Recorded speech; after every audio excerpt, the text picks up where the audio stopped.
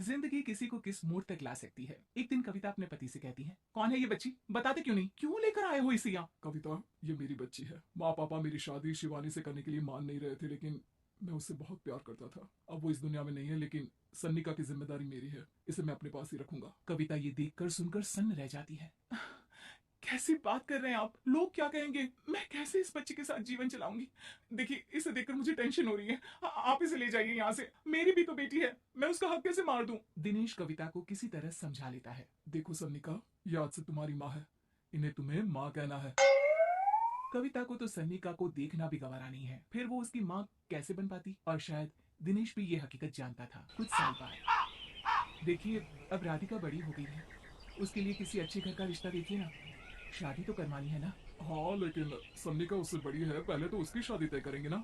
जमाना जानता है कि वो एक नाजायज लड़की है, कोई उससे शादी क्यों करेगा? वैसे भी आता है क्या उसे, जो कोई उसे अपने घर की बहू बनाएगा? तभी वहाँ सन्निका आ जाती है। पापा, मुझे स्कॉलरशिप मिल गई है, आगे का सारा खर्चा यूनिवर्सिटी वाले उठाएंगे। मैं कल ही वहाँ हॉस्टल में शिफ्ट हो रही हूँ। लो, सुना दिया ना फैसला। अरे अब क्यों शिफ्ट हो रही हो, पहले ही हो जाती शिफ्ट। दुनिया में यूं कॉलिक तो ना होती हमारी। क्या यार कविता, एक तो खुशी की बात है कि लड़की को कुछ आगे बढ़ने पढ़ने का मौका मिल रहा है, लेकिन नहीं, तुमको तो केवल ताना मारना ही आता है। जाकर देखो शिवानी क्या कर रही है। अरे हाँ, मैं शिवानी को दूध देना भूल गई, वो कैसे उठेगी? कविता को ये सुनकर गुस्सा आ जाता है। हाँ हाँ, अपनी किताबों से फुर्सत मिले तब ना।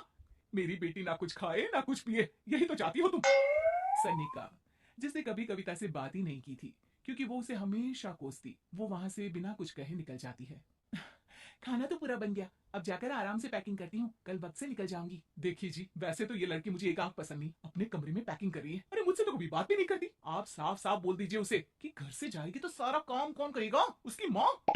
माँ का नाम सुनकर सन्निका भी वहां आ जाती है। नहीं, वो कैसे करेंगी, वो तो मर गई है ना। उस मनहूस औरत को मेरे घर में याद करने की कोई जरूरत नहीं है, समझी? वैसे भी ना होते हुए भी तेरी शक्ल में लगता है कि वो हमारे बीच में ही है हमेशा से। तो ठीक है ना, जब जा रही हूँ तो क्यों प्रॉब्लम हो रही है आपको? सन्निका घर से निकल रही थी, कविता ना चाहते हुए भी सन्निका को रोक लेना चाहती थी, और वजह थी सिर्फ उसकी सोशल लाइफ का डिस्टर्ब हो जाना। किटी में कविता की सहेलियां कहती हैं, क्या बात है, तू परेशान सी लग रही है, सब ठीक तो है ना? क्या हुआ, उस सन्निका ने फिर कोई तमाशा किया क्या? अरे नहीं नहीं, चली गई, वो तो ऑक्सफोर्ड की कोई एनजीओ है, उसकी स्कॉलरशिप मिली है। मेरा भाई बता रहा था कि उसका तो फ्यूचर ब्राइट है। अरे चल ना, तुझे क्या, तेरा तो पीछा छुटा उससे। और कैसे क्या नहीं, घर का सारा काम करती थी। इसकी छोटी बेटी को भी तो उसी ने संभाला था। याद है, उसकी छोटी बेटी का जो केस हुआ था, वो भी अपने सर ले लिया था। हाँ, तो बदले में सारा खर्चा भी तो हम लोग ही उठा रहे थे ना। और पता है, वो मुझसे बात भी नहीं करती, जैसे पता नहीं मैं ही उसकी माँ के मरने के लिए जिम्मेदार हूँ। अरे खुद को क्यों दोष दे रही है, तूने जो किया शायद कोई नहीं करता। कविता को समझ में नहीं आ रहा था कि उसके साथ ऊपर वाले ने ऐसा क्यों किया। वो शाम को घर आती है।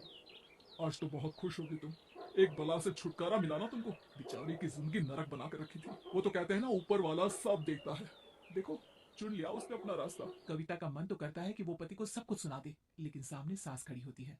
ये तो है, बेचारे को खाना बनाने से लेकर घर के सारे काम करने पड़ते थे। बाहर का भी कोई काम होता तो वही देखती। अब देखते हैं घर का काम कैसे होता है। तभी कविता की बेटी उसके लिए चाय लेकर आ जाती है। लो माँ चाय, कैसे रही किट्टी? अच्छी थी बेटा, खाने में कुछ बनाया है क्या? हाँ, सन्निका दीदी जैसी ही सब्जी बना दी है, आप रोटी बना लो। और हाँ, कल मैं चली जाऊंगी इलेक्ट्रिक बिल और राशन लाने के लिए। अच्छा अच्छा, पैसे मैं दे दूंगी। सन्निका कार्ड दे गई है ना? हाँ माँ, एक कार्ड तो देकर गई है। अरे चोर नहीं थी वो, मेरे बेटे का ही खून है। पता नहीं कितना घमंड भरा है इसमें। अरे छोड़ो ना माँ, जिसको जो बनना था वो बन ही जाएगा। अच्छा माँ, कल चलना है उसके कॉलेज में, सभी पेरेंट्स को बुलाया गया है। अब कविता तो जाने से रही, तो हम ही साथ चलते हैं। हाँ बेटा, उस बिन माँ की बेटी का है ही कौन। अब क्या था, कविता का गुस्सा फूट पड़ता है। हाँ, आप लोगों के जैसे तो इंसान नहीं देखे मैंने। अरे मेरे सामने ही अपनी नाजायज बेटी को लाकर बिठा दिया। रोज मैं उसे देखती तो एहसास होता कि कैसे आपने मुझे इतना बड़ा धोखा दिया। जरा सोचिए तो, अगर ऐसा ही कुछ मैंने किया होता तो। अरे रहने दे, क्या नहीं किया तूने उसके बदले में। उस मासूम के साथ क्या क्या करती थी सब जानते हैं हम। अरे छोड़ो ना माँ, ये तो एक बात लेकर बैठ जाती है। चलो सोने चलते हैं। अगले दिन दिनेश और उसकी माँ सन्निका के कॉलेज में जाते हैं। कैसी हो बेटा, मेरा नाम रोशन करना। जरूर पापा। ये ले बेटा, पैसे रख ले। नहीं नहीं, वो कविता ने कार्ड दिया है। अरे बेटा, वो माँ है तुम्हारी, उसका नाम क्यों लेती हो? अरे हटाओ भी, किया ही क्या है उसने इसके लिए, क्यों माँ बोले।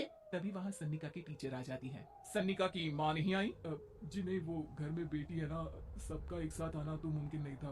तो उन्हें भेज देते, हम सभी उनसे मिलना चाहते हैं। मानना पड़ेगा, बहुत अच्छी तरह से पाला है उन्होंने अपनी बेटी को। क्या घर का काम, क्या बाहर काम, कॉन्फिडेंस तो कूट कूट कर भरा है। पैसे रुपये के लिए भी इसे किसी का मुंह नहीं दिखना पड़ता। स्कूली शिक्षा भी लाजवाब है। पिता और दादी को एहसास होता है कि जिस कविता के पालन पोषण पर उन्हें हमेशा से शक रहा, वो सन्निका के भविष्य के लिए किसी वरदान जैसा साबित हुआ।